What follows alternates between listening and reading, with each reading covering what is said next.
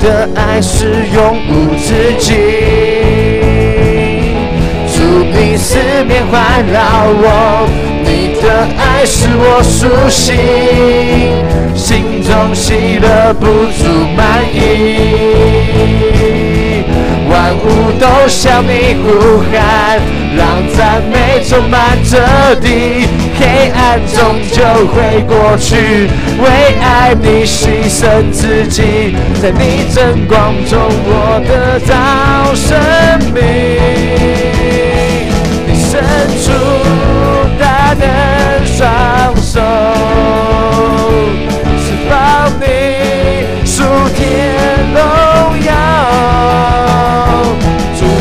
何等的奇妙，与你同行何等美好，让生命真光照耀。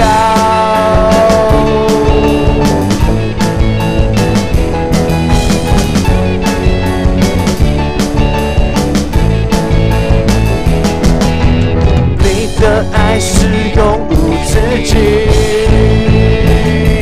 主你四面环绕我，爱是我苏醒，心中喜乐不足满溢，万物都向你呼喊，让赞美充满这地，黑暗终究会过去，为爱你牺牲自己，在你真光中我得到生命。你伸出双手，释放你属天荣耀，主是何等的奇妙，与你同行何等美好，让生命真光照耀，黑暗终究会过去，为爱你牺牲自己，在你真光中我得到生命，黑暗终究会过去，为爱你牺牲自己，在你真光中我得到生命。你伸出大能双手，释放你属天荣耀，何等的奇妙，与你同行何等美好，让生命真光照耀。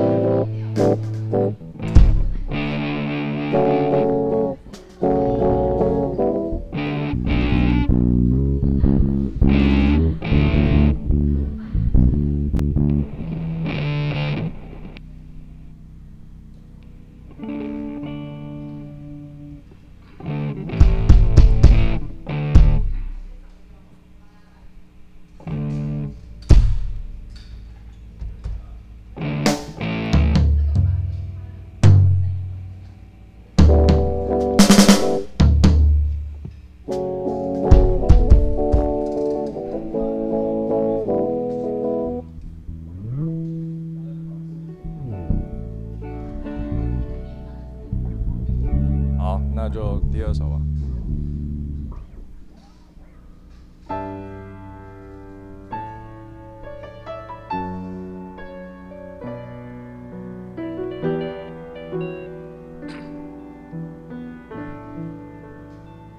你全然的爱我，最真实的我，全然接纳我，激活我软弱，生命中的每一步有你丰盛恩典，使我更靠近你，全然的爱我，紧紧拥抱我，全然接纳我，永不离开我。生命中的每一步，有你丰盛恩典，使我更靠近你。我只想要藏在你翅膀荫下，渴求能更多停留在你同在。生命最大的盼望，就在你恩典之中。你就站立在我的身旁，我只想要藏在你翅膀荫下，渴求能更多停留在你同在。生命最大的盼望，就在你恩典之中。你就站立在我的身旁，全然的爱我，最真实的我，全然接纳我，激活我软弱。生命中的每一步，有你丰盛恩典，使我更靠近你。全然的爱我，紧紧拥抱我，全然接纳我，永不离开我。生命中的每一步，有你丰盛恩典，使我更靠近你。我只想要藏在你翅膀荫下，渴求能更多停留在你同在。生命最大的盼望，就在你恩典之中。你就站立在我的身旁，我只想要藏在你翅膀荫下，渴求能更多停留在你同在。生命最大的盼望，就在你恩典之中。你就站立在我的身旁，我只想要藏在你翅膀荫下，渴求能更多停留在你同在。生命最大的盼望，就在你恩典之中。你就站立在我的身旁，我只想要藏在你翅膀荫下，渴求能更多停留在你同在。生命最大的盼望，就在你恩典之中。你就站立在我的身旁。生命最大的盼望，就在你恩典之中。你就站立在我的身旁。要练一下你们唱的地，你们唱就好，因为我等一下可能会讲一些话，你们还是要继续唱。好，我知道啊，那我听一下，我听不听得到你们唱歌啊？好，随便跑个地方，那个副歌，那个第一首的副歌好不好？可以吗？鼓手 OK 了吗？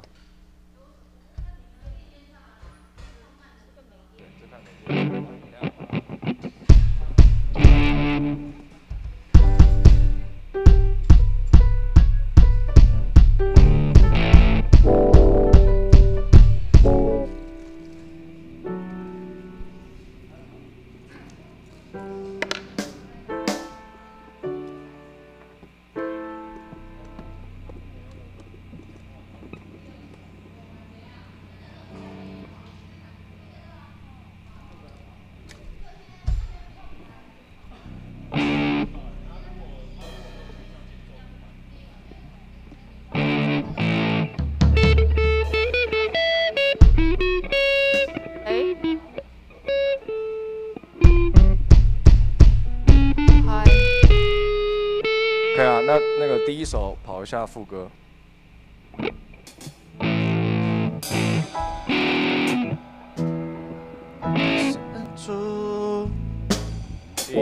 你伸出。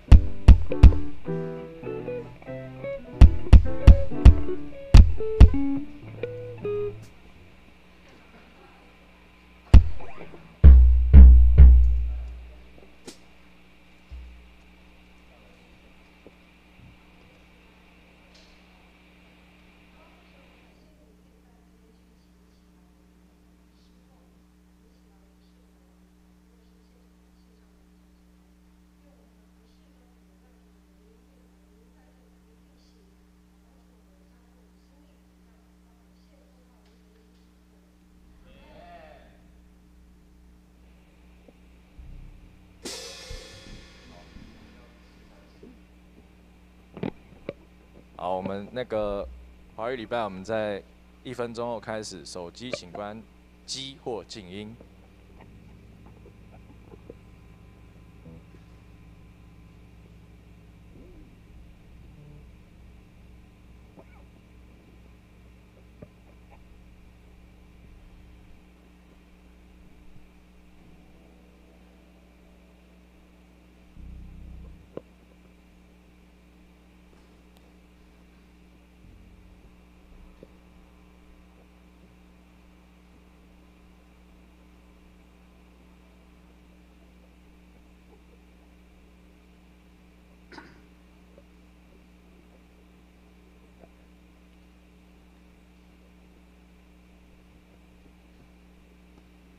各位弟兄姐妹平安，很开心我们在早上又能聚集在这边，我们一起来敬拜我们的主，我们一起起立来唱我们第一首歌《生命真光》，我们一起拍手。主啊，你的爱是永无止境，主你在四面环绕着我们，你的爱使我们苏醒，让赞美充满这地。你的爱是永无止境，主你四面环绕我，你的爱使我苏醒，心中喜乐不足满溢，万物都向你呼喊，让赞美充满底，黑暗终究会过去。为爱你牺牲自己，在你真光中我得到生命。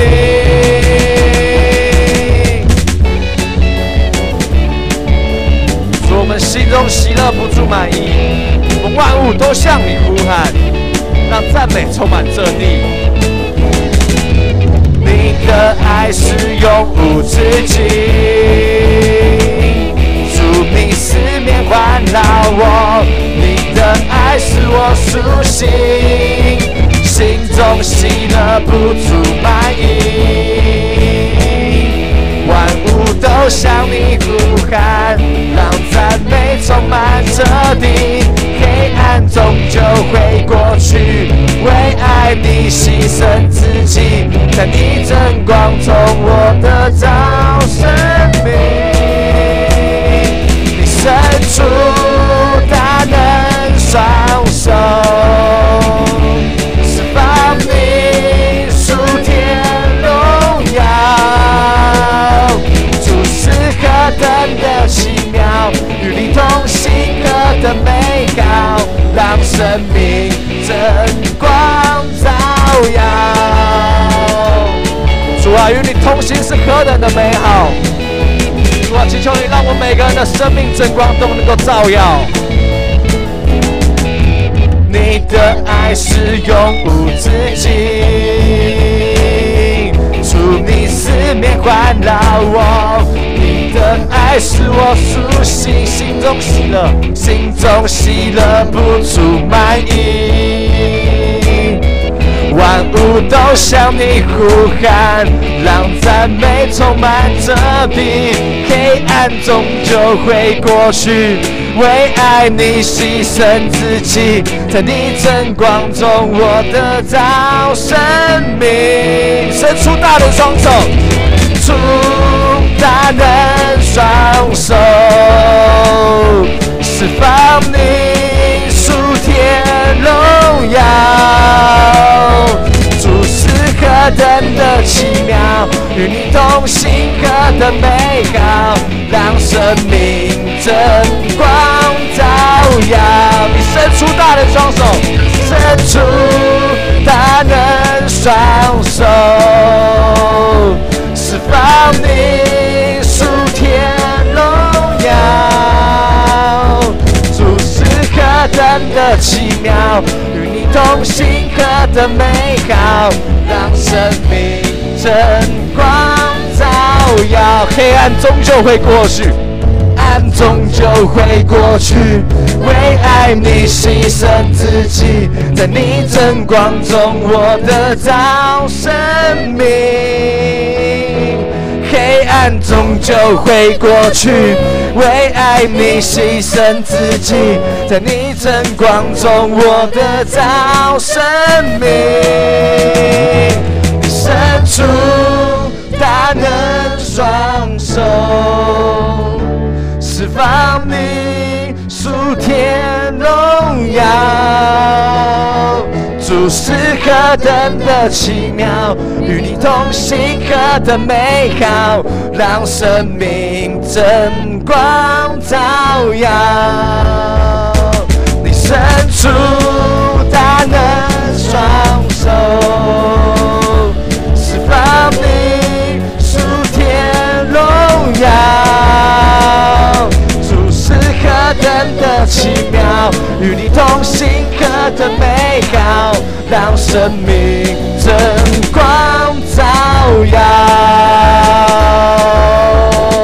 我们一起拍手，将荣耀都献给我们主耶稣基督。主，我们和你同行是何等的美好，主愿你的生命真光照耀。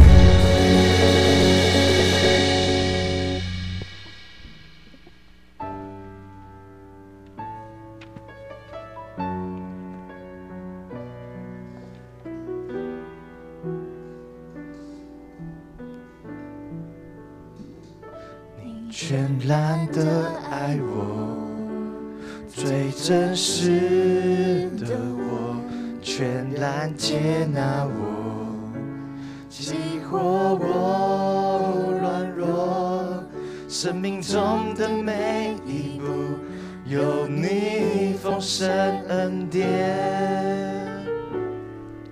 使我更靠近你。主，你是全然的爱我，紧紧的拥抱着我们，拥抱我，全然接纳。主，你永不离开我们，永不离开我。生命中的每一步，有你丰盛恩典，使我更靠近你。我只想要藏在你翅膀荫下，渴求能更多停留在你同在。生命最大的盼望，就在你恩典之中。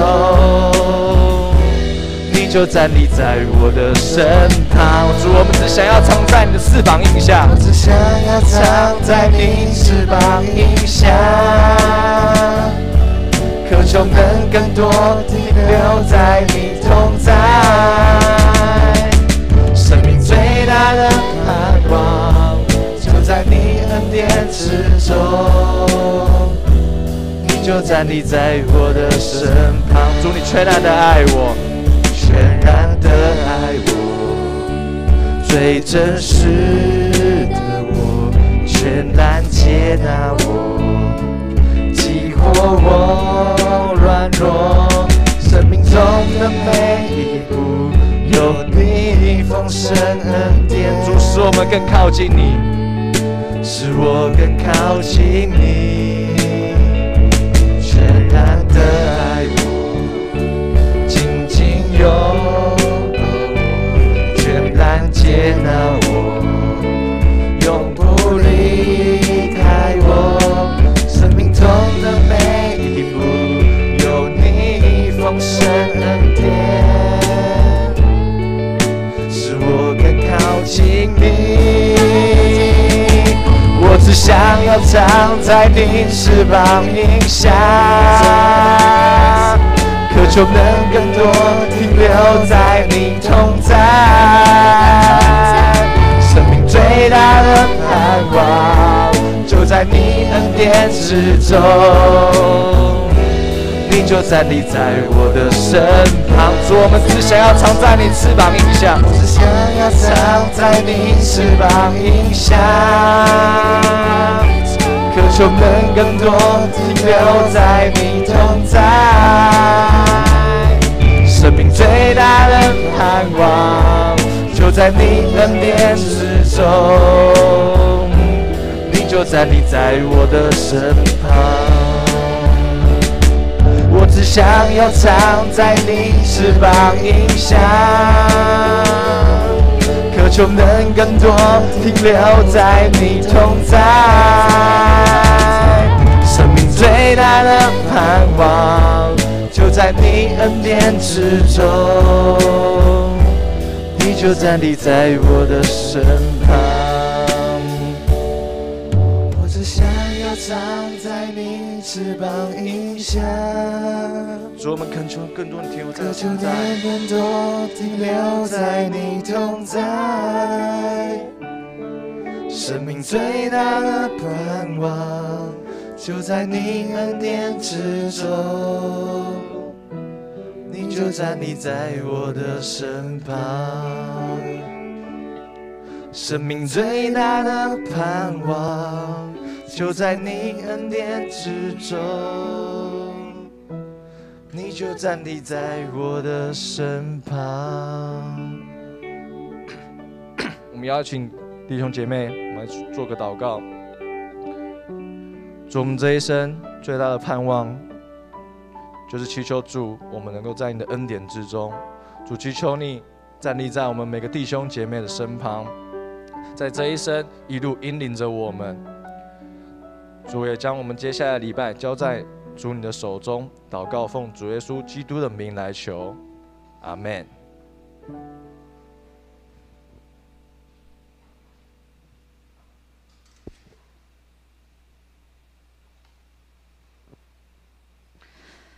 让我们一起来攻读新的诫命。你要尽心、尽性、尽意爱主你的上帝，这是诫命中的第一，且是最大的。其次也相仿，就是要爱人如己。这两条诫命是律法和先知一切道理的总纲。我赐给你们一条新命令，乃是叫你们彼此相爱。我怎样爱你们，你们也要怎样相爱。你们若有彼此相爱的心，众人因此就认出你们是我的门徒了。请坐。现在要进行奉献，请负责的同工子爱跟秋雨。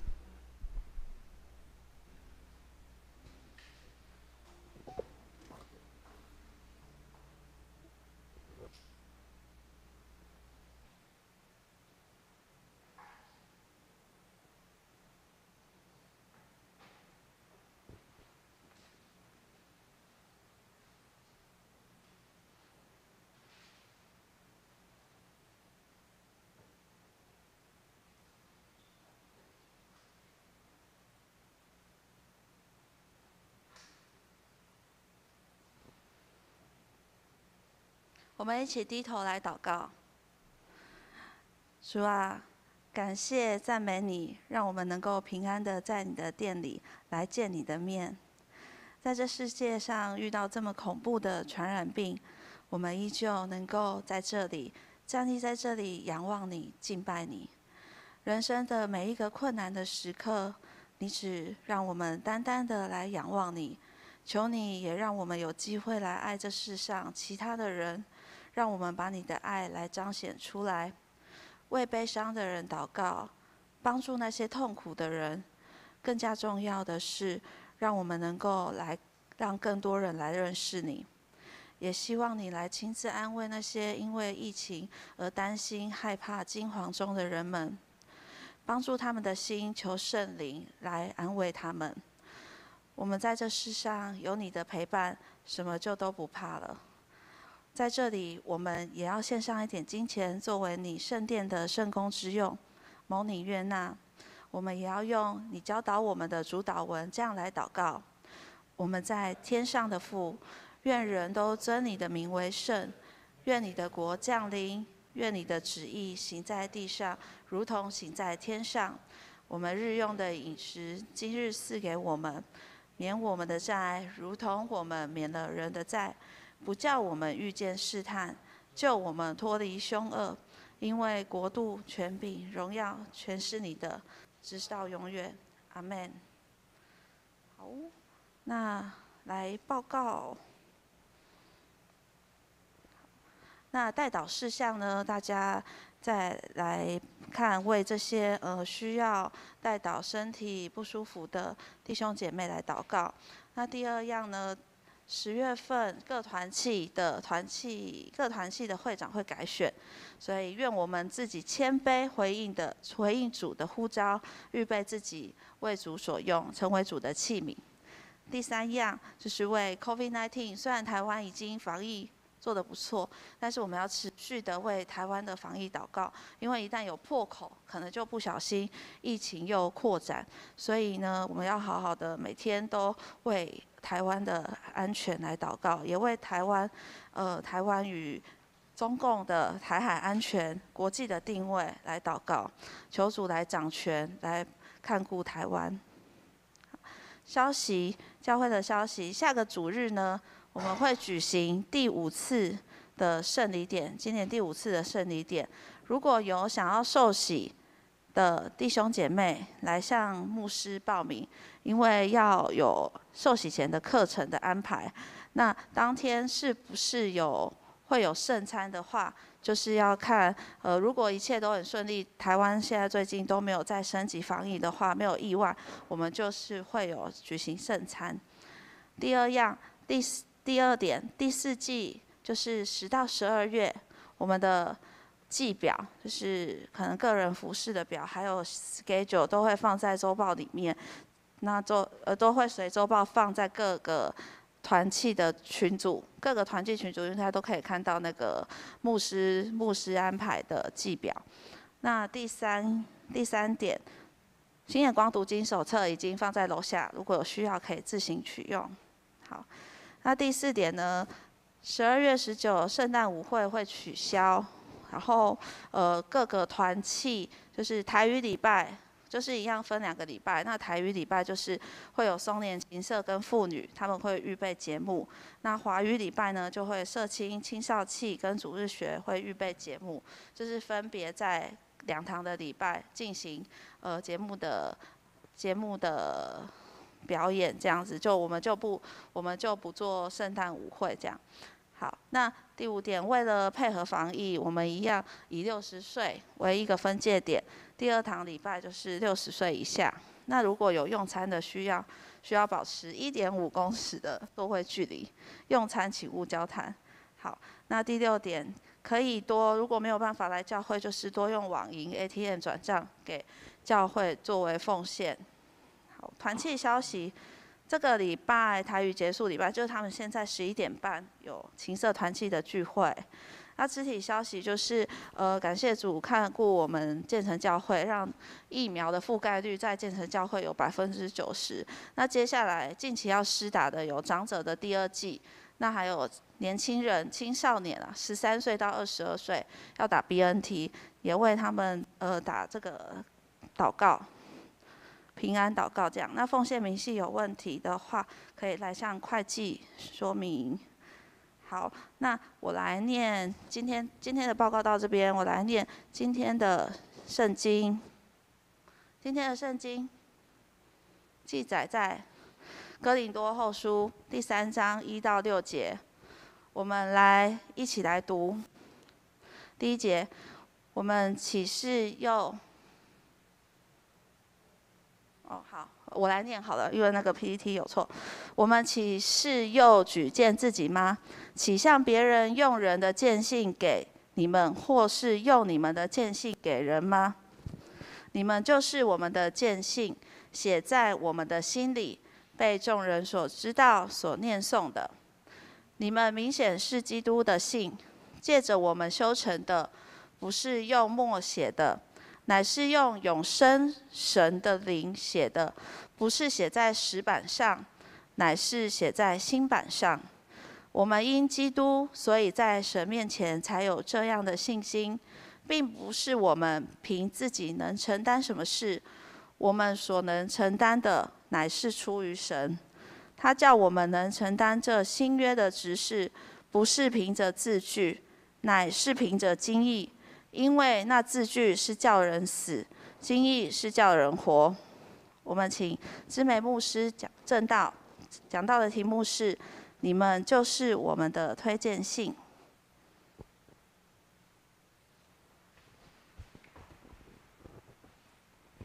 好，弟兄姐妹，大家平安。我们今天的经文是在哥林多后书3章1到6节，我们前面都有圣经啦哈。我们年轻人眼明手快，就可以翻一翻，翻圣经翻到哥林多后书3章的1到6节。我们在不久之前其实也读过哥林多前书，我想大家如果还有印象，哥林多前书大部分在处理基督徒跟非基督徒的要如何共同生活的问题。比如说有关在拜过偶像的那些肉品可不可以吃，或者是在婚姻当中，如果夫妻的信仰不同该怎么处理。那妇女呢，在街道上，他们那时候中东地区古晋东都会蒙头嘛，哈。他说，可是那个时候呢，有的人就不蒙头了。那走在街道上不蒙头的这些妇女，那他们来做礼拜的时候需要蒙头吗？好，还有就是没有接受过教育的那一些妇女，在街市上可能就会这边讲很多意见啊，到处讲话这样子。讨论任意发言，那在礼拜当中，这些妇女也可以任意发言吗？等等。好，如果大家对哥林多前书还有一点印象，好，就可以稍微回顾一下。哥林多后书比较不一样，它探讨的面向比较着重在教会内部分裂对立的问题，特别是信徒，他们这些哥林多信徒对于保罗他的为人还有教导有不同的看法。因着这样不同的看法所衍生出的彼此的对立，特别是对于旧约律法，保罗对于旧约律法的观点跟立场受到了强烈的质疑。今天的经文段落包括整个第3章。我们今天是3章1到6节嘛，好，包括整个后面7到18节，整个第3章，保罗呢都在这里再一次的做出了他的解释。3章1节到3节，我再念一次，因为我的版本我是用那个和合本修订版，大家手上的是和合本，没有关系，就是你们看，那我来读。3章1到3节说：难道我们又开始推荐自己吗？难道我们像某些人那样，要用人的推荐信介绍你们？或用你们的推荐信给人吗？你们就是我们的推荐信，写在我们心里，被众人所知道、所诵读的。而你们显明自己是基督的书信，借着我们写成的，不是用墨写成的，而是用永生上帝的灵写的，不是在石板上，而是写在心板上。我想，不论过去到现在，写推荐信其实是常有的事。或许你会想说，现在好像不太需要什么写推荐信呢。现在的推荐信不太一样，因为网络发达，我们手机 FB 常常会有人，就是请你加他们好友，对不对？突然跑一个人出来说，请你加他好友，然后我们要批准还是，批准的另外一个就是不批准了哈。好，那这个人有的时候他的名字又有一点语焉不详，可能他是用英文缩写啦或什么的，然后他的图片也不是他自己的照片，点进去呢，即便点进去他的个人资料，关于他的个人资料好像也写得不清不楚的，然后可能你们只有几个共同朋友这样，好，类似这样。你只要有人邀请你加朋友，你就一定会加朋友的举手。好，会先过滤一下的，至少会先，比如说有共同朋友，比如说假如说他跟我的共同朋友是亚明哥，我说亚明哥，这个人是谁呀？这样会这样子问一下的，然后再加入的举手。好，那如果说你也不想问这个人，我就是不认识，我跟他也不熟，我就是不会加入的，举手。好，各有各的考量哈。但是呢，基本上我们都会希望能够过滤一下。过滤的这个过程，比如说，亚明哥，那个某某某你认识吗？好，这样，因为共同朋友嘛，哈，那我就可以透过亚明哥来知道那个人我不是那么熟，甚至于是陌生的那个人怎么样，然后我可能考虑要不要加入他。那亚明哥这样子的介绍也是一种推荐。好，也是一种推荐信。我可以推荐这个可以，你可以加朋友，或者是，你还是不要加他朋友好了哈，因为不小心加了一个陌生人或不熟的人进到自己的社团或进到自己的 FB 群组，其实会产生很多的困扰。好，我想甚至大家都还蛮有经验的。哥林多教会在当时也是如此，有些人带着不知道从哪里来的推荐信，他们就进到了哥林多教会，然后呢，在教会里面开始散播一些假的福音，混淆视听，造成这一群哥林多教会的信徒这一群就是。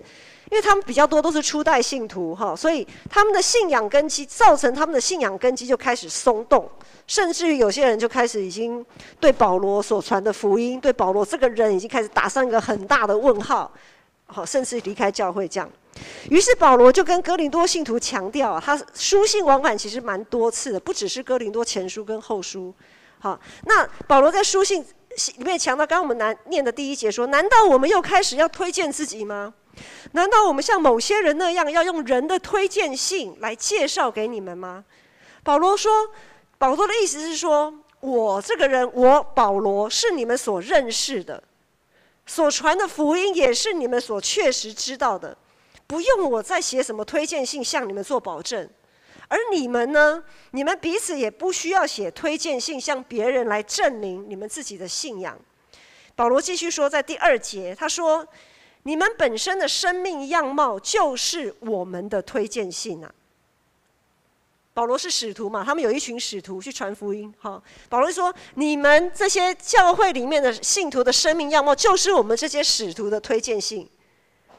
大家看到你们就知道，我保罗所传的福音是确实的。大家看到你们就知道，一个基督徒这个福音是这么的好。这样，所以你们的生命所流露出的基督馨香之气，也就写在你们这些信徒的身上，成为你们自己的推荐信，向别人推荐这个福音的好处。当这样的生命被传扬出去的时候，当然基督也就向人显明了。所以保罗强调，推荐信的内容绝对不是刻在石板上的旧约律法。那些律法不但无法推荐我们，反而会让我们的信仰失色，会让我们的生命褪色。保罗这样讲很危险，因为保罗这样子讲，就会让人家觉得说：哦，你亵渎上帝的律法哦，你亵渎十诫哦，你亵渎那些律例典章哦。因为特别是犹太人，他们都非常摩西五经，他们非常的遵从，遵从到一个地步，就是几乎等同于上帝这样子。但是保罗的意思并不是说上帝的十诫失去了荣光，而是说律法使人知罪。在律法之下，我们很容易的会把自己的罪性给显露出来，以至于我们无法来将基督的荣光彰显出来。怎么说呢？人的罪性很喜欢投机取巧、钻漏洞，认为只要没有触及律法底线的都是合法，都是被允许的。比如说，现在有一些社会现象，哄抬价格、高价出售。律法在自由市场里面其实 OK 嘛，对不对？经济金融的 OK 嘛，没有自由市场啊。可是当你哄抬价物、高价出售的时候，其实我们是在一个不知道，就是在一个其实也是在窃取别人的财物。这也是另外一种窃取别人财物的一个行为。比如高租金、高房价，我们这边有就是爱果子、煎饼果子，对不对？赚了半天，结果都给房东，房租就是降不下来。房东在那边坐享其成收房租，哇，真的是，他们也窃取了这种高租金、高房价，也窃取了正在使用的人，在努力工作的人的可支配所得。这些都是一种窃取他人财物的手段。另外还有一个现象是劳工基本薪资。劳工基本薪资的设定其实是为了保障大多数劳工的权益，可是很多雇主就把这个劳工基本薪资当成一个标准薪资，他不会去考量这个工作的危险性、难易度等等之类的，他就觉得，我给你劳工基本薪资，我算对得起你了，你要做就做，不做就拉倒，排队等着的劳工一大堆。他不会，这个雇主他不会把照顾员工当作是自己该尽的社会责任，取之于社会，用之于社会，再回馈给社会，这才是应该是一个基本的态度。可是很多时候，因着一些律法条文上的规定，让我们很容易就不知不觉就去钻这个漏洞。可是，在我们用信仰去检视的时候，就会发现，真的这样子真的很不 OK。人性总是喜欢游走在律法的边缘啊，在律法之下，信徒就很容易将注意力摆在是否遵行律法，你遵行律法是成功的还是失败的，就会拿这个来做一个判准，进而倾向于用自己的行为来成就，来证明这样子遵行所换得到的回馈。我付上了多少代价？我这样子的遵守律法，我就应该是会有相等同的回馈。然后呢，这样子的危险在于什么？这样子的危险就是信徒会渐渐将自己的行为标准化。你看，我这个人，你看做礼拜从来不迟到，聚会非常的殷勤聚会，殷勤读经，殷勤祷告，看等等等，因为我们周报后面都有基督徒8要嘛。好，如果我们不小心把那个当成律法，看我都有达到了，那就要以我为标准哦。好。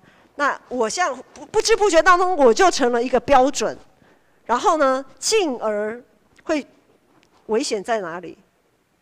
如果我还是个人啊，我也有我的软弱啊，我有我的不足啊，我有我的失败啊，我就会为了我的标准化，我把那些通通给它掩饰掉，我就会变得很假装，我就会变得很假，然后在别人的面前，我都是展现最好的那一面。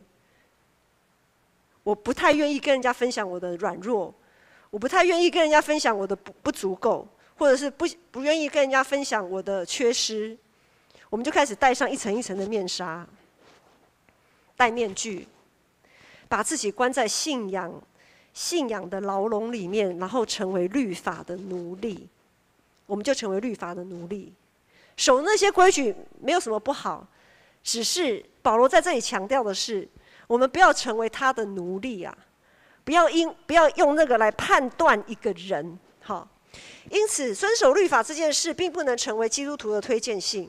遵守律法是基本的，是最自然不过的事情。如果我们总是在这样的事情上一直大做文章，反而落入论断人的试探。哥林多教会不了解，以为保罗在亵渎律法，其实并不是。有的时候想想，我们已经是接受耶稣基督恩典得救赎的人，我们其实有的时候也跟他们差不了多少。比如说，一般在找工作，我们都会有推荐信，或者是写自传嘛。好，我们要递那个，我们要去应征啊，就要写自传。自传上面会写什么？我们要推荐自己。自传上会写什么？好，基本的出生年月日、你的背景啊，然后学经历啊。好，那如果呢，你的公司是你要应征的公司是需要另外一个人在推荐你，那个推荐的人，比如说宇翔要推荐定信，你找宇翔去写推荐信的时候，宇翔会写定信的好话还坏话？一定是挑好的写嘛，对不对？我们也不会笨到说找一个跟你死对头的，帮你写个推荐信，自己拿石头扎自己的脚。好，所以呢，我们的自传里面，我们的推荐信里面写的都是对我们是好的部分，因此很多时候我们都是带着帕子、带着面纱去应征。我们很怕在世人所定的标准当中被否定。升学考试也是这样。我们这边已经有怀孕的，有小孩，第二代已经快要出来了。然后呢，就是你们也是在这样子的升学考试的我们现场每一个人都在升学考试的这种压力下长大的。升学考试也是这样，我们都在分数的律法里面，成绩单拿出去，马上就可以判断你是好学生还是坏学生。对吧？很容易就会这样判断嘛。放榜了，最近要升学嘛，放榜哇，学校的排名好，前10名才哇不错哇，前10名，前10间学校哇不错啊，后10间学校就不好说了。但是我相信，过去一辈是这样，我们现在这一辈，我相信大家应该开始有不同的想法。很多人，我们人的可塑性其实是蛮高的，可是在这个分数的框这个律法里面，这些可塑性很多都被抹煞掉了，我们就硬生生的好像被挤压在一个模型里。像最近吃中秋月饼，它都有一个模型嘛，好，一个模型，然后烤进去烤出来，倒扣出来，哇，好棒哦，这个月饼好漂亮，可以卖高价。倒扣个不小心 ，K 几嘎，好，或者是怎样做有点失败 ，NG 产品，哇，它就变成 NG 产品，要么就是被几乎要被淘汰的命运。可是难道那个 NG 产品不是辛辛苦苦弄出来的吗？对不对？像以轩啊、以佳，你们在煎饼果子，对不对？每一个都是你们用心弄出来的，你要淘汰任何一个，舍得吗？可是，在这样子的一种在世俗的一种观念里面，好像你考到好学校才被认同，你考到不好的学校，你就是好像等着被淘汰一样。即便我们在这样子的一个框架里面，被塑造成大家都是一样的这个模子，长得一样也没关系啦。问题是这个标准到底该由谁来定这个标准？如果我们今天把学经历、把推荐信上的学经历都拿掉，大家也想想哦。如果我们现在把我们的学经历都拿掉，那推荐信上你还可以写什么？如果推荐信学习力都拿掉，我们还可以写什么？如果我们实在没有什么好写的，就表示我们这个人是失败的吗？或者是我们在推荐信上绝口不敢提我们过去的一些失败的经历，难道这意味着基督没有在我们里面活着吗？我们所信的耶稣难道是永远被钉在十字架上吗？我们所信的基督难道没有复活吗？很多时候我们跟着这个世界的价值走到一个地步，已经忘记了，我们就在这个世界的框架，在世界的律法里面。很多时候我们蓦然回首，会发现原来社会上那有形无形的价值观早就把我们的信仰给架空了，而原来我们其实一直活在律法底下。今天的经文第4节到第6节再这样说，牧师再来读。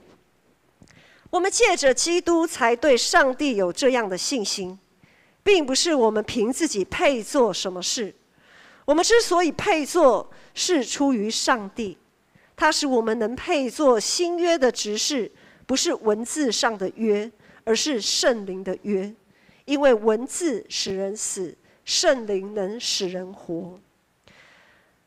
感谢上帝，他借着保罗告诉我们，我们拿出去给人看的推荐信，是基督亲自替我们写上的。推荐信上记载的不是我们完成了多少符合社会或教会的规范，推荐信上所根据的也不是刻在石板上的那些文字标记。基督所写的推荐信，这个推荐信里面没有成绩单，没有我们的绩效考核，更没有我们的资产负债表。基督所写的推荐信没有这一些。我们呢？我们真的要很谨慎，因为在教会里面，很多时候有的人如果工作不顺利，他可能就不太敢来教会，因为怕被比较，被人家问东问西的。如果考试不顺利，他也不敢来教会，也怕被人家问东问西的。是他的问题，还是我们的问题？或许是他的信心不够，他正在软弱，但是难道我们其他人没有问题吗？是不是在教会里面也存着很多这种律法的眼光，一直在审视别人的价值，而这个价值是根据那一些白纸黑字上的成绩，所谓的成绩呢？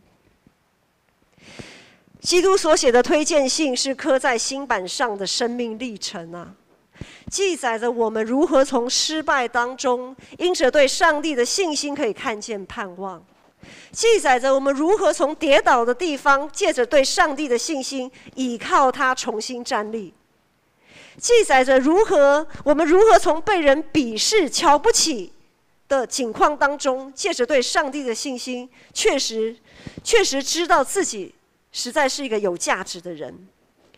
那些源自耶稣基督生命的力量，就写在你跟我的心板上，是赤裸裸的，不需要遮掩，也不用感到羞愧的推荐信。真正的福音就是让我们不论是对上帝还是对彼此，我们都不仅止于停留在表面。我们彼此之间，当然对上帝，我们都不用戴着面纱。我们在教会里的分享，不再只是谈论自己的成就，我们更应该能放心的来谈我们的软弱，谈我们的懊悔，谈我们的忧伤。保罗说，在基督里，他更喜欢夸口的是自己的软弱，因为生命中的软弱与悔恨，对灭亡的人是死而又死的气味，但在得救的人却是生而又生的基督馨香之气。这是在哥林多后书前面第2章16节保罗所说的。生命中的软弱与悔恨，对灭亡的人是死而又死的气味，但在得救的人却是生而又生的基督馨香之气。我们所信所传的福音，绝对不是包装精美的物品，而是一颗真诚的心。我们都是基督的推荐信，也是彼此的推荐信。我们借着耶稣基督不断形塑自己的生命，对彼此，我们都是对彼此来讲，我们每个人其实都是牧者。我们用上帝的话彼此劝勉，彼此安慰，用耶稣基督的爱互相扶持，用圣灵的大能一起向前行。我们也都会犯错，都会软弱。保罗也是一样啊。保罗他有属于他个人的情绪，他有属于他自己的属于人的骄傲跟自负。但是保罗他总是不断的在耶稣基督里面调整自己。因为照理说，保罗在基督徒面前，他应该是最站不住脚的。因为保罗他在认识耶稣基督之前怎么样？他迫害基督徒，对吧？好，他迫害基督徒，但是他认识耶稣之后，他完全变了一个人。所以照理说，他是最没有脸来面对这些基督徒，他真的要找个洞这样钻进去。可是他没有，在基督里，没有人可以将他定罪，包括他自己。牧师本身没有太多的工作经验，我毕业出社会后不久，我就结婚生子，有了子女之后呢，我们就决定，我跟一贤牧师就决定说，好，那我就留在家里带小孩，做个全职妈妈。当然，这个决定也有背后的一些因素。我当全职的家庭主妇，一待就待了17年，然后在过程当中做了6年的彩虹妈妈，因为当子瑜子群他们上小学了，我就去学校当彩虹妈妈，当了6年，他们毕业，然后后来生了子爱。这样，请问我的这样子的学经历，今天你们如果是公司的老板，你们会用我吗？不会啦，你们应该不会用，应该拿这样子的推荐信出去，应该没有人会用我了。这个你已经大妈，你那个别傻，现在新一辈的那个毕业生多厉害啊，一个比一个厉害啊，怎样啊，你这个脱离社会这么久啊，等等之类的。好，这些成绩，这些所谓的成就，完全不足以成为重返社会工作的推荐信。甚至于后来接受上帝的呼召去读神学院，要考试。像郑瑶，我们都知道他是考台湾神学院，他有道硕系。好，那个道硕系是3年学成出去，然后就会受派成传道师。那神学院的学制呢，在我读的那个时候有3种，一种就是这个3年的，就像郑瑶读的这种正统的。好，我讲正统的好了。另外还有2年跟1年的，这个2年跟1年的呢，就是好，你这么有心要来读神学院，好，你就来读看啦，哈。你读得下去呢，感谢主；读不下去呢，你一年结束之后，你就可以离开了；2年结束之后，你也可以离开了。就是1年跟2年的是不给你受派的，但是呢，1年可以转2年，2年的可以再转3年，就是在学习的过程中，就是留校察，有点留校察看的那种意思，这样。好，所以呢，像我这样子的一个学经历，然后去报考神学院，结果呢，我是报考3年的哦，可是我入学的时候呢，他是给我2年的那一种。好，这个思梅同学，这个3年的你再等等吧，我们还是有一些疑虑啦哈。然后呢，你先读个2年看看好了，好，这样意思是这样。所以甚至于像我这样的学经历，要成为一个全职的传道者，在某些人的眼中也是充满疑惑，因为放眼望去，教会里学经历优秀的人比比皆是。其实我这样放眼望过去，学经历你们都比我好。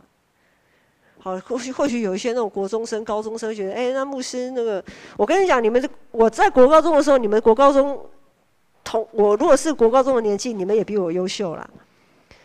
好，所以，我的推荐信是什么呢？今天我的推荐信就是从我信主10几年来，不断在耶稣基督里被重新塑造。不断被调整，不断被拆毁又重建的生命，这就是我的推荐信。我没有其他的好推荐，我没有其他的好写了。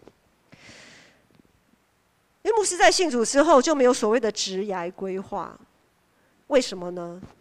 因为过去我所规划的一切，通通被我们的主撤荐，好，撤荐。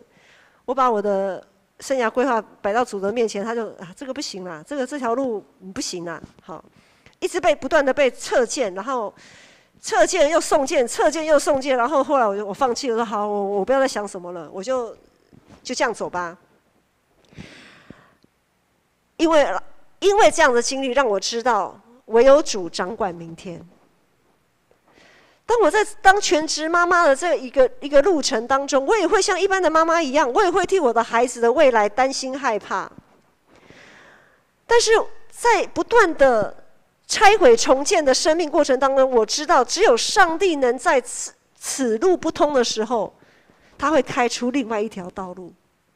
即便另外这条道路的选择性很少，或者是这条路其实好像不怎么好走，这条路或许很窄很窄，但是总是路嘛，再窄的路也是路。我相信那必然是通往上帝国的道路，所以我会很平安、很欣然的让我的孩子，此路不通的时候再去走另外一条路，因为我知道上帝在带领。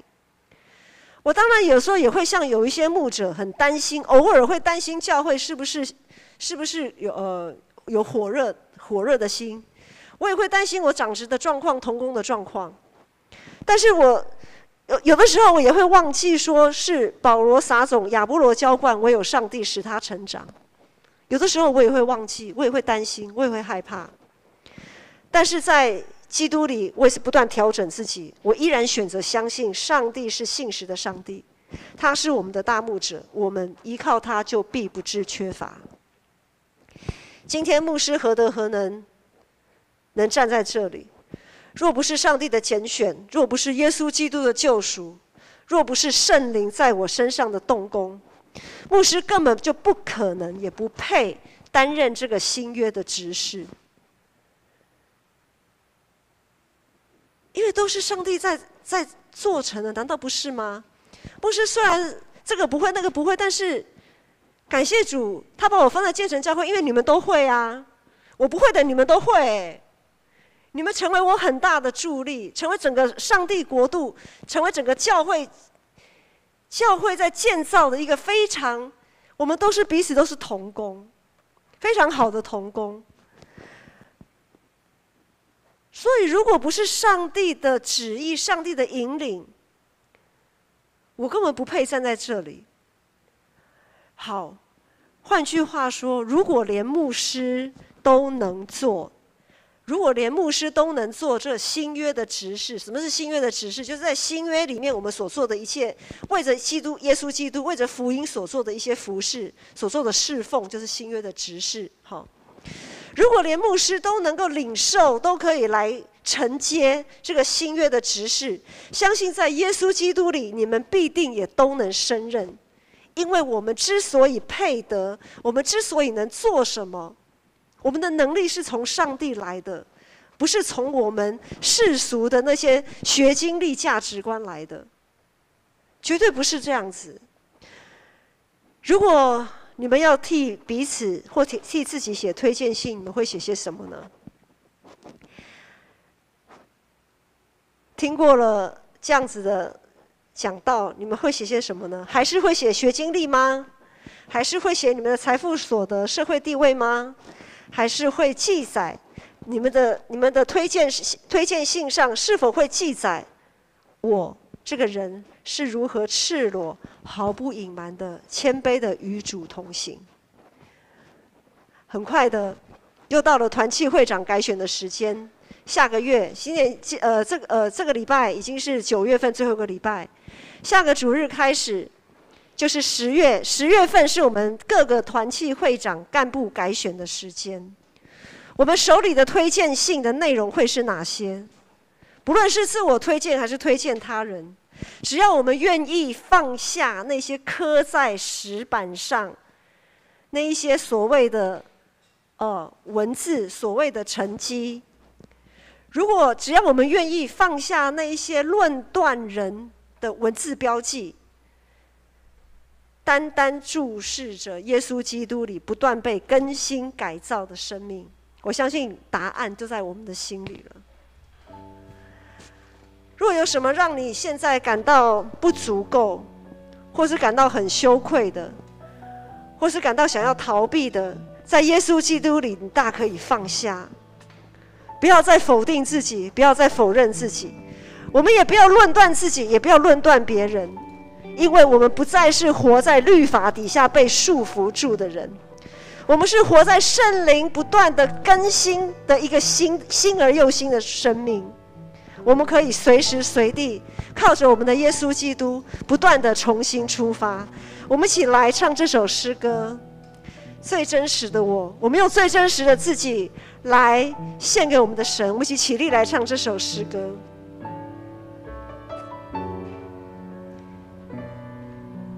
愿我们都可以将最真实的自己献给我们的主。你全然的爱我，最真实的我，你全然接纳我，激活我软弱，生命中的每一步有你丰盛恩典，使我更靠近你。你全然的爱我，紧紧拥抱我，你全然接纳我，永不离开我，生命中的每一步有你丰盛恩典，使我更靠近你。我只想要藏在你翅膀荫下，渴求能更多停留在你同在，生命最大的盼望就在你恩典之中，你就站立在我的身旁，我只想要藏在你翅膀荫下，渴求更多主的同在，更多停留在你同在，生命最大的盼望就在你恩典之中，你就站立在我的身旁，全然的爱我，最真实的我，全然接纳我，激活我软弱，生命中的每一步有你丰盛恩典，使我更靠近你。是的，主全然的爱我，全然的爱我，紧紧拥抱我，全然接纳我，主全然的接纳了我们，离开我，生命中的每一步有你丰盛恩典，使我更靠近你。我只想要藏在你翅膀荫下，渴求能更多停留在你同在，生命最大的盼望就在你恩典之中，你就站立在我的身旁。我只要藏在主你的荫下，我只想要藏在你翅膀荫下，渴求能更多停留在你同在，生命最大的盼望就在你恩典之中，你就站立在我的身旁，生命最大的盼望，生命最大的盼望就在你恩典之中，你就站立在我的身旁。我们一起来祷告。阿爸父神是的主，我们最大的盼望就在于你。主啊，主，求主你帮助我们摆脱那律法的束缚，让我们确实的活在你的自由里面，确实的活在主你自由的圣灵里面。主啊，主，让我们面对你的时候，我们就是用一个最真诚无伪的心，让我们用心思一天比一天更新的生命来面对你，来服侍你，来领受主你的恩典。主，让我们面对你的呼召的时候，我们勇敢说：是的，主，我愿意被你来差遣。因为我们每一个人都领受了福音的好处，我们每一个人都是新约的执事。愿主耶稣基督的恩惠、天父上帝的慈爱、圣灵的扶持与感动与你们众人同在，从今时直到末了。阿们。阿们。让我们再来唱最后一首《免惊》。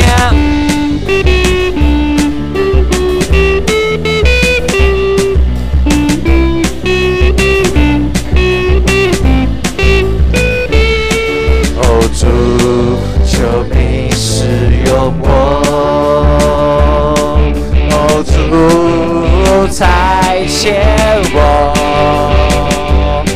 是被掳的释放，瞎眼的看见，叫那受压制的自由。大声说，大声说，大步走，带着主所赐的力量，勇敢地面对每天的不一样。每天走回家，有主同行，我不害怕，我要去传扬，每天都说。哦哦哦哦哦哦，我哦我哦我哦哦，我哦我哦我哦哦，我哦我哦哦，大家一起来哦！我哦我哦我哦哦，我哦我哦我哦哦，我哦我哦我哦哦，我哦哦哦哦。大步走，嘿，带着主所赐的力量，勇敢地面对每天的不一样。嘿，走回家，嘿，有主同行，我不害怕，我要去传扬，每天都说，哦哈利路亚，哦哈利路亚，哦哈利路亚，哦哈利路亚，哦哈利路亚，拍手。